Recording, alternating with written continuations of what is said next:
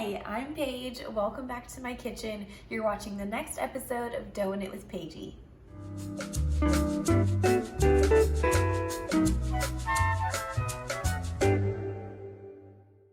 Today we will be making the ciabatta recipe from the cookbook Bread Baking for Beginners by Bonnie O'Hara. Now, just like the past couple of weeks, we'll be using a pre-ferment today, and we'll be using a biga again, just like we have been for the past couple of weeks. Now, I didn't show me making the pre-ferment last night. I didn't want to seem too repetitive. If you need instructions on how to make your biga, I'll leave a link to another video where we made one right up here for you guys. Our biga's been fermenting for about 16 hours, so I know it's going to be really flavorful, so let's go ahead and see what it looks like. As you can see, it's full of air bubbles, it smells very yeasty and fermented, and it is ready to go. So this recipe is a nice change of pace because we're actually not going to be kneading this dough. I personally am very excited about that. We're only going to be doing folds inside of the bowl. Now, this type of dough needs to be handled very delicately so you can preserve any air bubbles inside of the dough. What we can expect when we cut into this, hopefully we have a very open crumb on a very rustic slab of bread that I plan on cutting lengthwise so we can make some sandwiches out of them. I did cut my recipe in half today. This normally makes 4 full ciabattas, and I'll be making 2 of those today. With all of that being said, let's go ahead and start weighing out our ingredients. We're gonna start off by weighing out our all-purpose flour, water, salt, and yeast. Now, just like the past couple of weeks, I made our biga in a large bowl, and I plan on just adding all of these ingredients directly on top of that. So I'll start off by pouring our water directly on top of the biga and pouring some yeast right on top of that. We're gonna start swishing this all around with our hands and just try to get this all combined and really, really bubbly on the surface.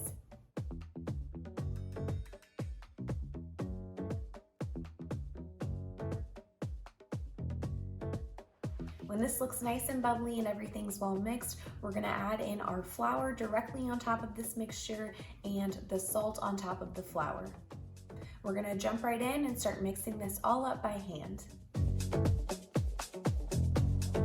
Our goal here is to get all of our dry ingredients incorporated very well.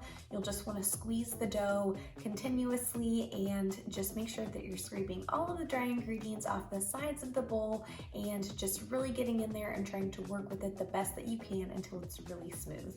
Your goal here is to get your dough really, really stretchy like this.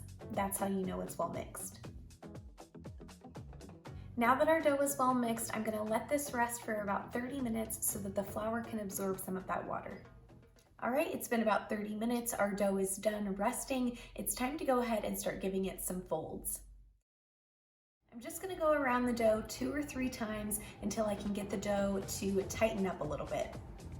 You'll just be stretching and folding the dough to meet the other side. And you'll go around the dough, like I said, about 2 to 3 times. For me, I ended up going around the dough 3 times total. Now that we're done with our set of folds, we're gonna cover this up with a floured kitchen towel and we're gonna let this rise for 2 hours total. I'm gonna come back at the 1 hour mark and give this another set of folds and we'll let it rise for an additional hour.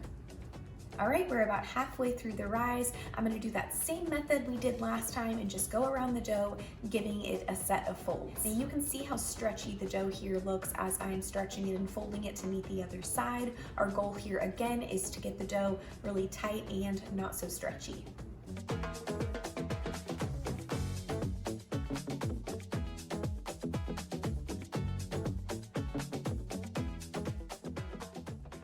All right, I've gone around the dough twice. I'm gonna cover this back up with our kitchen towel and we'll come back and check it in another hour. All right, it's been about 2 hours. Our dough is done rising and here is what it looks like. So as you can see, I have heavily floured our countertops here. We're gonna turn this out of the bowl and get this shaped. Now this is a very sticky dough, so that's why we have a lot of flour here. The shaping technique here is very simple if you can get around the stickiness of the dough. I'm gonna start off by adding a little bit of flour to the dough as well as my hands. We're just kind of stretching this out into a rectangle shape. Now once it's in a rectangle shape, we're going to divide this into 2 equal pieces. Now as I mentioned earlier, I did half the recipe today, so if you made the full recipe, this will make about 4 ciabattas, so you would cut this into 4 pieces. So I'm just going to try to stretch these out into little rectangle pieces without overly handling the dough. All right, now that these are shaped, I'm going to go ahead and transfer these over to a sheet of parchment paper. Now I'm using the parchment paper method because I don't have a pizza peel. The book instructs you to lay these out on a floured kitchen towel and slide them into the oven on a pizza peel in a little bit, but I don't have one of those, so I'm doing it this way.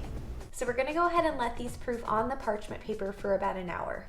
We're going to be cooking these very similarly to the baguettes that we made a couple of weeks ago. While our dough is proofing, we'll be preheating our oven, and we'll also be preheating a baking sheet. We're also going to have a roasting pan with about 1 inch of water in it, and we'll have that in there preheating as well. Now what that's going to do, that water is going to start to boil and create a lot of steam in the oven for our bread to rise. When our dough is done proofing, we're going to gently slide our parchment paper directly onto that hot baking sheet. Now again, this is a method that I'm using because I don't have a pizza peel. If you have a pizza peel at home, obviously feel free to use that instead. As you can see, this was a very simple shaping technique. This is a very low maintenance bread. As I mentioned in the beginning of the video, you really do want to try to handle this very delicately to preserve a lot of those air bubbles inside. Overhandling your dough will result in a more closed crumb, and what we're trying to achieve here is a more open crumb. We're gonna let these proof. I'll come back and check in with you guys in about an hour. All right, it's been about an hour. Our dough is done proofing. I'm gonna go ahead and take that baking sheet out, and we're just gonna slide this parchment paper right onto the baking sheet. We're gonna bake this for about 15 minutes with the roasting pan with water inside. After that, we'll remove the roasting pan and bake this for an additional 5 minutes.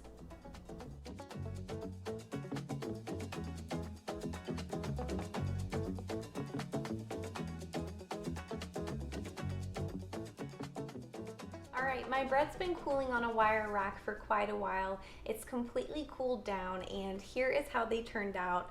I think they turned out so good. They're oddly really pretty, even though they're not that pretty.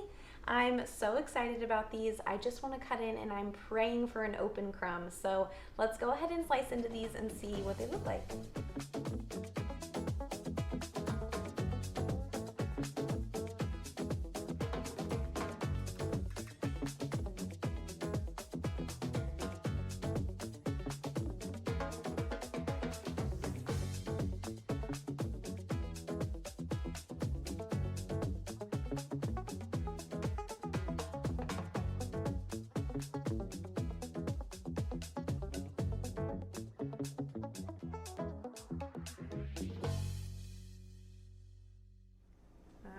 Here she is.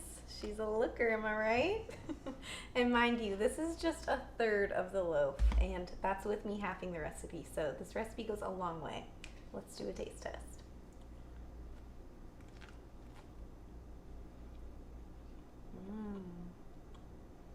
So the bread turned out so good. I'm a little bit biased because I am a true sandwich lover, but this is amazing. Now this is such a fun and simple recipe, but you don't have to be limited to just making ciabatta with this dough. You could easily do a focaccia or a fougasse with this as well, and I'll link one of those up here for you guys in case you want to try that.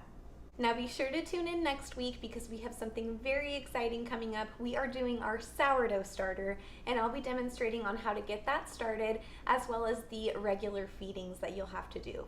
I'm super excited to get to these sourdough recipes, and I'm so excited to share my tips and tricks with you guys. If you like this video, be sure to give it a thumbs up, be sure to subscribe, and thanks again for watching Dough and Knit with Paige. I'll see you guys next time.